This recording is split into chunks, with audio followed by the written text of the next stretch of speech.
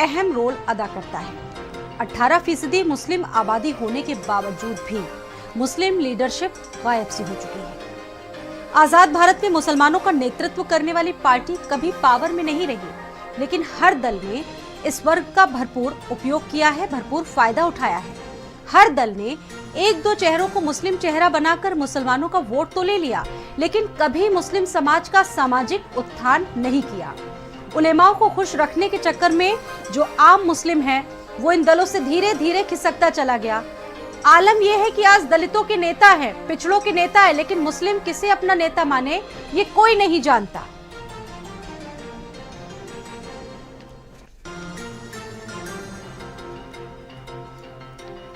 और देखिए ये खास कार्यक्रम मेरे साथ इस पर मेरे सहयोगी अहमद रिजवी भी जुड़ चुके हैं। अहमद से हम बातचीत करेंगे क्योंकि अहमद के साथ भी तमाम लोग जुड़ चुके हैं। अहमद देखिए कई अहम सवाल हैं, अपने आप में सुलगते सवाल हैं। मुसलमानों की इस वक्त सोच क्या है, क्योंकि देश में तमाम ऐसे मुद्दे आए। सवाल ये बहुत इस वक्त अहम है कि विश्व के सबसे बड़े लोकतंत्र में भारत जैसे देश के लिए एक आम मुस्लिम की सोच इस वक्त क्या है, क्या कहते हैं देश के आम मुसलमान?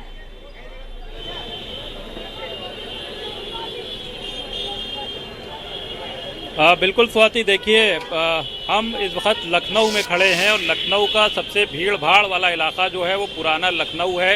और ये नखास के पास में लगता है पूरा। हम आपको तस्वीरों में दिखाने की कोशिश करते हैं कि रमज़ान के दिन चल रहे हैं और बहुत बड़ी तादाद में जो यहाँ पर मुसलमानों का जो निवास होता है, क्योंकि मुस्लिम बहुल क्षेत्र इलाका है, और तमाम लोग जो हैं वो यहाँ पर आपको नज़र आ जाएंगे।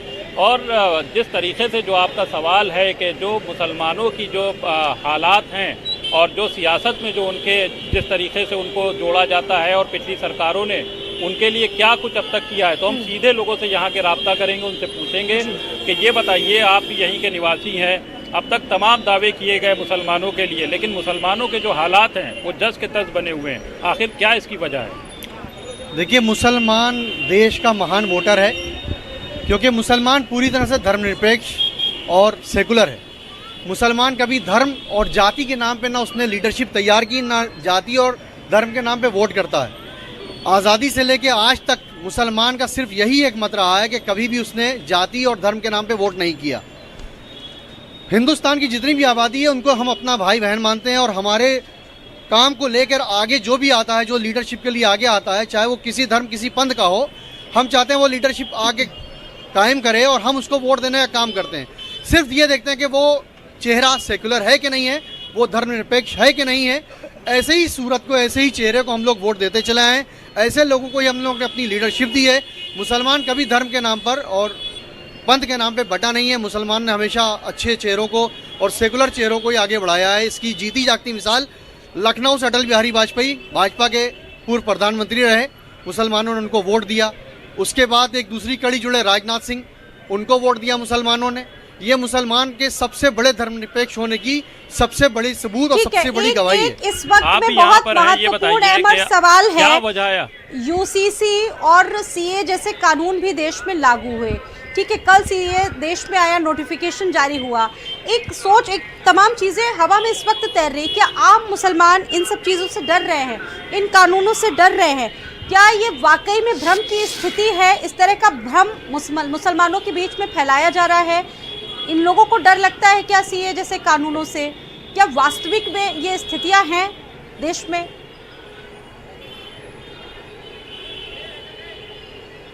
हाँ बिल्कुल स्वाति, देखिए अभी हाल ही में यूसीसी का जो कानून है वो लागू हुआ उत्तराखंड में, हम लोगों ने देखा।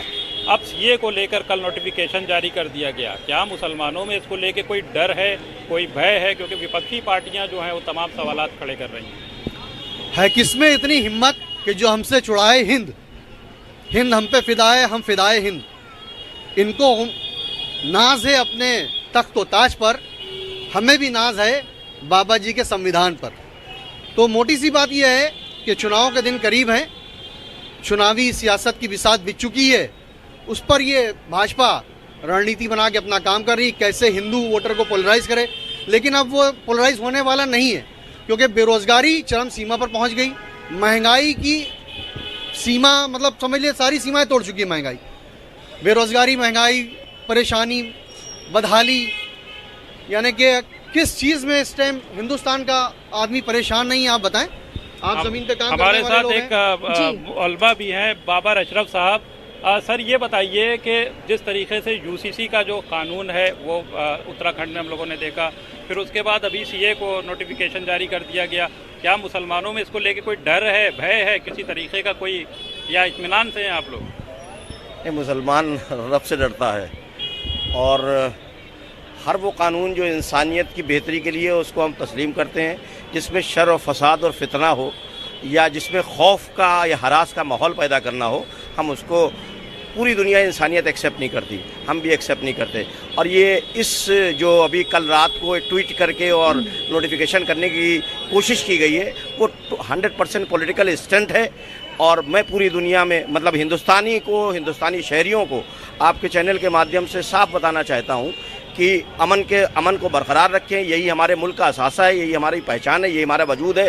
कुछ चंद ऑर्गेनाइजेशंस अपने वेस्टेड इंटरेस्ट के लिए हमको डिवाइड करना चाहती हैं, पोलराइज करना चाहती हैं। हमारी ताकत यही है और उनको ऐसी ताकतों को जवाब देने का तरीका यही है कि हम ऐसे शरपसंद उन्होंने हाल ही में तमाम मुद्दों को लेकर कहा है कि मुसलमानों को टारगेट किया जा रहा है।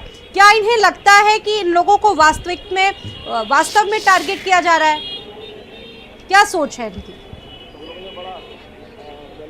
हाँ बिल्कुल बिल्कुल, देखिए हम पूछेंगे कि क्या लगता है, क्या मुसलमानों को इससे कोई टारगेट किया जा रहा है, क्या इसमें कितनी हकीकत है? ये नहीं, किसी चीज़ से भी भारतीय जनता पार्टी के किसी भी कानून से मुसलमानों को टारगेट करने का कोई मकसद ही नहीं होता। ये कि विपक्ष की ताकतें जो है ये मुसलमानों को सही जानकारी नहीं दे पाती। ये अपने वोट की राजनीति करने के लिए, उनका ध्रुवीकरण करने के लिए, उनका तुष्टीकरण करने के लिए, उनके ऊपर राजनीति करने के लिए, जैसा पहले भी रहा है वैसे ये रहा है कि उनको बहकाने के लिए सिर्फ ये काम करती है। अभी जो चाहे सीए कानून ले लीजिए, चाहे उत्तराखंड में यूसीसी कानून ले लीजिए, इससे किसी भी मुसलमान को डरने की कोई ज़रूरत नहीं, क्योंकि कानून जो बनाया गया है, ये कानून बताया गया, विपक्ष ने बताया कि इससे जो है भारत में मुसलमानों की नागरिकता छीन ली जाएगी।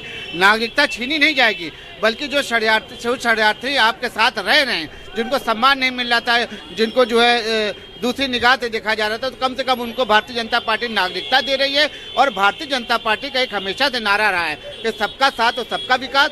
भारतीय जनता पार्टी उसी पे काम कर रही है, चाहे वो केंद्र में, बहुत धन्यवाद उत्तर प्रदेश में। अमर, जानकारी देने के लिए आपने लोगों से बातचीत की और उन्होंने अपने अपने तर्क भी दिए, बताया। बहुत धन्यवाद। इसी के साथ हमारी इस खास